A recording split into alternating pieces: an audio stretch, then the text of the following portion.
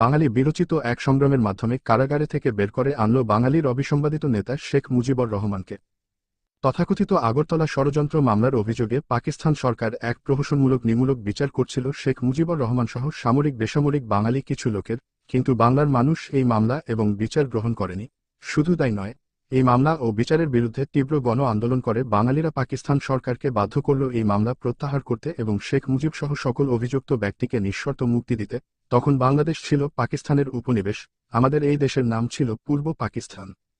স্বাধীনতার পরে এই আগরতলা ষড়যন্ত্র মামলায় অভিযুক্ত ব্যক্তিদের সাথে মিলেমিশে যতটুকু জানা যায় তা হল, পাকিস্তান যে আমাদের উপনিবেশ বানিয়ে রেখেছিল এবং ধর্মের নামে বাঙালিদের শোষণ করছে এটা তারা স্পষ্ট বুঝতে পেরেছিল।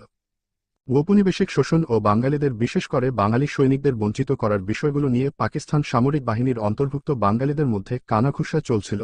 পাকিস্তান সেনাবাহিনীর বাঙালি সৈনিকরা তাদের প্রাপ্য পাওনা নিয়ে ভাবতে আরম্ভ করেছিল। ঠিক এমনি মুহূর্তে পাকিস্তান সরকার শেখ মুজিব সহ সামরিক বেসামরিক বাঙালিদের গ্রেপ্তার করে ও আগরতলা ষড়যন্ত্র মামলা সাজায়। এই মামলায় অভিযুক্তরা পাকিস্তান থেকে বাংলাদেশ স্বাধীন করবে এই রকম কোন কঠিন সিদ্ধান্ত সে সময় নেয়নি। তবে ক্রমশ নিজেদের অধিকার সম্পর্কে সচেতন হয়ে পড়ছিল। এ মামলায় এমন অভিযুক্তও ছিলেন যিনি কিছুই জানতেন না। শুধু বাঙালি হওয়ার কারণেই মূলত অভিযুক্ত হয়েছিলেন। পাকিস্তান আমাদের অধিকার সচেতনাকে অঙ্কুরেই ধ্বংস করে দেওয়ার জন্যই এই আগরতলা ষড়যন্ত্র মামলার সূত্রপাত করেছিল। এমন অনেক অভিযুক্ত ছিলেন যারা ঢাকা ক্যান্টনমেন্টে আসামির কাঠগড়ায় দাঁড়ানো ছাড়া শেখ মুজিবকে আর কখনো দেখেনি।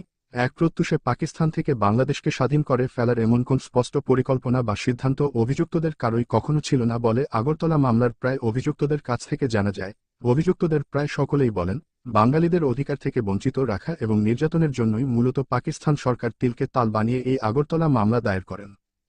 পূর্ব পাকিস্তানের বাঙালিরা পাকিস্তানের নির্যাতনের বিরুদ্ধে বিরচিত গণ আন্দোলনের মাধ্যমে শেখ মুজিব সহ অভিযুক্ত সকলকে মুক্ত করে আনে। 1969 সালেই ছাত্র নেতা তোফায়েল আহমেদের সভাপতিত্বে অনুষ্ঠিত এক ছাত্র জনতার বিশাল সভায় শেখ মুজিবকে বঙ্গবন্ধু উপাধি দেওয়া হয়। 1970 সালে পাকিস্তান সরকার জাতীয় পরিষদ এমএনএ এর এবং প্রাদেশিক পরিষদের এমপিএ নির্বাচন ঘোষণা করে। মজলুম জননেতা মাওলানা আব্দুল হামিদ খান ভাসানীর নেতৃত্বে কিছু সংখ্যক বামপন্থী রাজনৈতিক নেতা নির্বাচন বর্জনের জোরালো আহ্বান জানান। মজলুম জননেতা মাওলানা ভাসানীর বক্তব্য ছিল, পাকিস্তানি সরকারের নির্বাচনী ফাঁদে পা না দিয়ে পূর্ব বাংলাকে স্বাধীন করার সংগ্রাম শুরু করা উচিত। তাদের স্লোগান ছিল, নির্বাচনে লাথি মার পূর্ব বাংলা স্বাধীন কর। অপরদিকে বঙ্গবন্ধু শেখ মুজিবুর রহমান নির্বাচনে অংশগ্রহণের পক্ষে ছিলেন এবং তিনি জনগণকে নির্বাচনে অংশ নেওয়ার আহ্বান জানান। জনগণ বঙ্গবন্ধুর আহ্বানে অভূতপূর্ব সাড়া দিল। গোটা পূর্ব পাকিস্তানের বঙ্গবন্ধু এবং তার দল আওয়ামী লীগের পক্ষে নির্বাচনী জোয়ার বয়ে গেল। নির্বাচনে বঙ্গবন্ধু শেখ মুজিবুর রহমান ও তার দল আওয়ামী লীগকে বাঙালিরা পূর্ব পাকিস্তানের 169টি আসনের মধ্যে মাত্র 2টি আসন ছাড়া বাকি 167টি আসনে বিজয়ী করল। মোট ভোটের শতকরা 90টি ভোট বঙ্গবন্ধু এবং তার দল পেলেন। বঙ্গবন্ধু শেখ মুজিবুর রহমান সারা পাকিস্তানের সংখ্যাগরিষ্ঠ নেতা হলেন।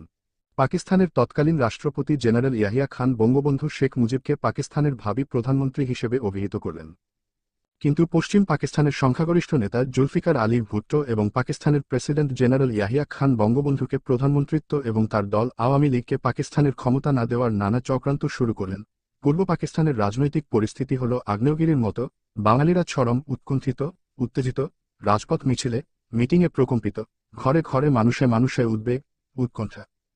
সমগ্র বাঙালি কেবল তাকিয়ে আছে জাতির অবিসংবাদিত নেতা শেখ মুজিবুর রহমানের দিকে।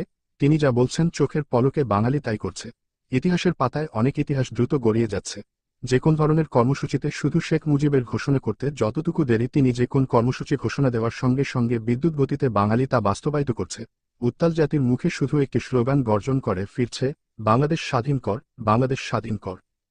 এরই মধ্যে বঙ্গবন্ধু শেখ মুজিব 7ই মার্চ রেসকোর্স ময়দানে সোহরাওয়ার্দী উদ্যান জনসভা ডাকলেন।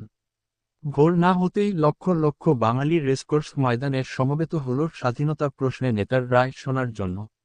লক্ষ লক্ষ জনতার সামনে এসে দাঁড়ালেন জনতার নেতা বঙ্গবন্ধু শেখ মুজিবুর রহমান। কিন্তু বঙ্গবন্ধু শেখ মুজিবুর রহমান স্বাধীনতা ঘোষণা করেও স্বাধীনতা ঘোষণা করলেন না। পাকিস্তান সরকারের কাছে বঙ্গবন্ধু শেখ মুজিবুর রহমান মূলত 4টি কন্ডিশন বা দাবি দিয়ে তার ভাষণ শেষ করলেন।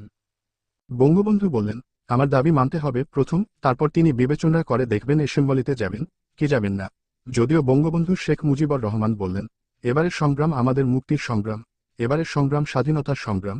তারপরও বলা যায় না বঙ্গবন্ধু শেখ মুজিবুর রহমান 71 এর ৭ই মার্চ স্বাধীনতা ঘোষণা করেননি। ৭ই মার্চ ৭১ তিনি স্বাধীনতা ঘোষণা করেও স্বাধীনতা ঘোষণা করেননি। অজ্ঞাত কারণে তিনি ৭১ এর ৭ই মার্চ পরিষ্কারভাবে স্বাধীনতা ঘোষণা না করে স্বাধীনতা ঘোষণা করতে একটুখানি বাকি রাখলেন এবং পাকিস্তান সরকারের উদ্দেশ্যে ৪টি দাবি করলেন।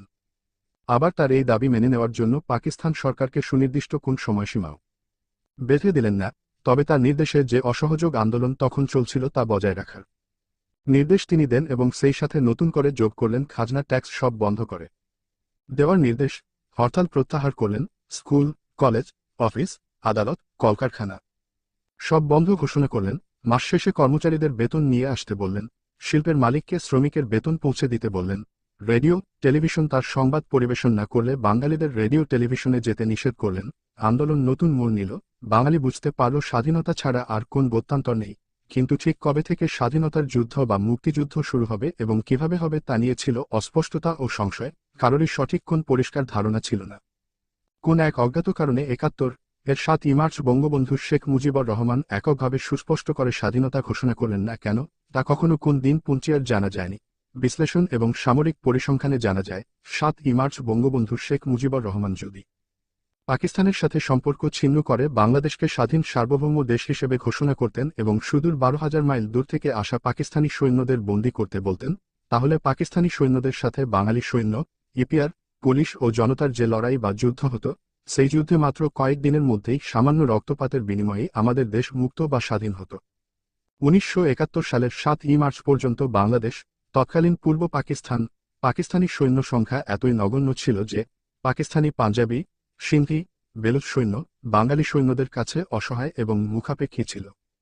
আবার এই পাকিস্তানি পাঞ্জাবি, সিন্ধি, বেলুচ সৈন্যদের অধিকাংশই ছিল অফিসার, যারা যুদ্ধ পরিচালনা করে কিন্তু নিজেরা সরাসরি যুদ্ধ করে না। এই নগণ্য সংখ্যক পাকিস্তানি সৈন্যকে ধরাশায়ী বা পরাস্ত করতে বাঙালি সৈন্য, আর আজকের আর পুলিশ এবং ৭.৫ কোটি জনতার কোন ক্রমেই সপ্তাহের বেশি সময় লাগত না। কিন্তু অজ্ঞাত কারণে ৭ই মার্চ বঙ্গবন্ধু মুজিবুর রহমান স্পষ্টভাবে সরাসরি স্বাধীনতা ঘোষণা না করায় এবং অনির্দিষ্ট সময় দিয়ে পাকিস্তানের কাছে ৪টি দাবি বা শর্ত দেওয়ার সুযোগে পাকিস্তান দিবারাত্রি তাদের সৈন্য এবং অস্ত্র বাংলাদেশ এনেছে। ১৯৭১ সালের ৭ই মার্চ পর্যন্ত বাংলাদেশ পাকিস্তানের যত নন বেঙ্গলি সৈন্য ছিল, ৭ই মার্চ শেখ মুজিবুর রহমানের ভাষণের পর ৭ই মার্চ থেকে ২৫শে মার্চ পর্যন্ত পাকিস্তান বাংলাদেশ তার সৈন্য ও অস্ত্রশস্ত্র, গোলাবারুদ বহুগুণ বেশি বৃদ্ধি করে এবং পাকিস্তানি নন বেঙ্গলি সৈন্যের সংখ্যা যখন বাঙালি সৈন্য সংখ্যার চাইতে বহুগুণ বেশি বৃদ্ধি হয়, কেবল তখনই পাকিস্তানিরা বাঙালিদের আক্রমণ শুরু করে। বঙ্গবন্ধু ৭ই মার্চের ভাষণে পাকিস্তানিদের আক্রমণ প্রতিহত করতে রাস্তাঘাট বন্ধ করে দেওয়ার কথা বলেছেন, যার যা আছে তাই নিয়ে মোকাবেলা করার কথা বলেছেন, খাজনা ট্যাক্স বন্ধ করে দেওয়ার কথা বলেছেন, বাংলাদেশ থেকে পাকিস্তানের টাকা পয়সা পাঠানো বন্ধ করেছেন।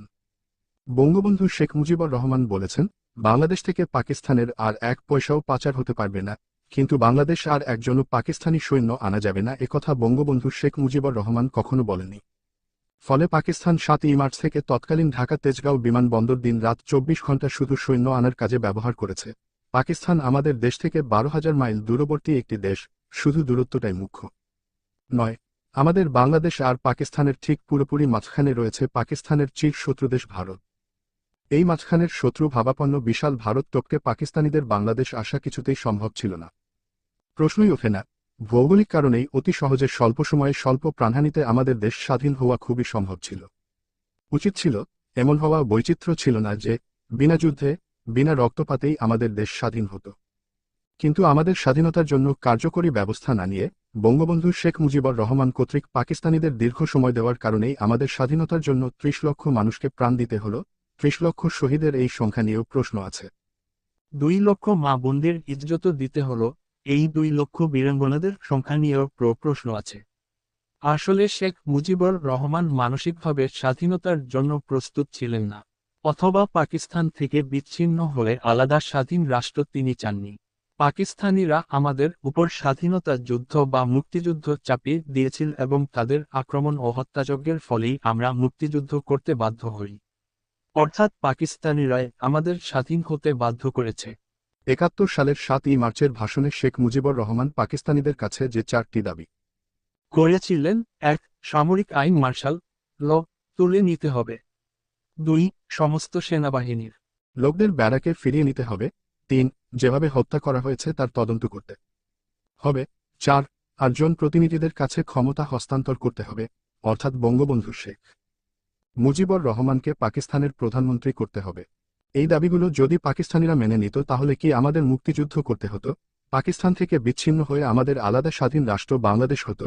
কবি নির্মলেন্দু গুণের মতে শেখ মুজিবুর রহমানের 7ই মার্চের দাবি পাকিস্তান যদি মেনে নিত তাহলে আর যাই হোক, এই যাত্রায় বাংলাদেশ স্বাধীন হতো না। বঙ্গবন্ধু শেখ মুজিবুর রহমান ছিলেন পাকিস্তানের নির্বাচিত জন প্রতিনিধিদের নেতা।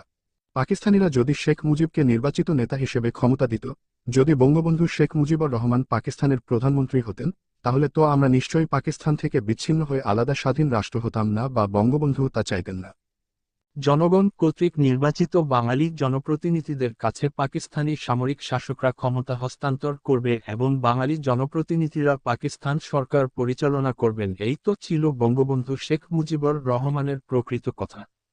পাকিস্তানের সংখ্যাগরিষ্ঠ ছিল বাঙালি। এই সংখ্যাগরিষ্ঠ বাঙালিরা পাকিস্তান শাসন করবে, এটাই ছিল বঙ্গবন্ধু শেখ মুজিবুর রহমানের মূলমন্ত্র।